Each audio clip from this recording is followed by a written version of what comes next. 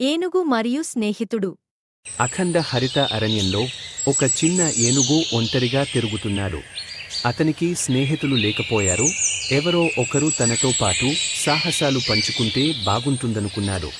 ఒకరోజు ఏనుగు దగ్గరే ఒక చిన్న రంగురంగుల పక్షి ఎగురుతూ కనిపించింది. పక్షి ఉల్లాసంగా చెలుకుతూ కొమ్మ నుంచి కొమ్మకు జంప్ చేస్తోంది.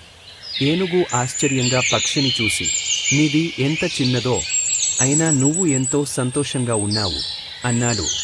పక్షి నవ్వుతూ, "అలానే నువ్వు ఎంత పెద్దవాడివో, అయినా ఎంతో మంచివాడివి" అని చెప్పింది.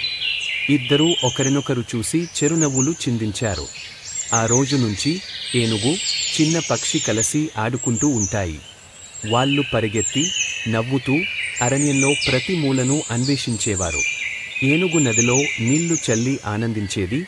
పక్షి నీటి చినుకుల్లో నృత్యం చేసేది. ఒకరోజు సాయంత్రం గాలులు బలంగా వీచాయి. చిన్న పక్షి వణుకుతుంది.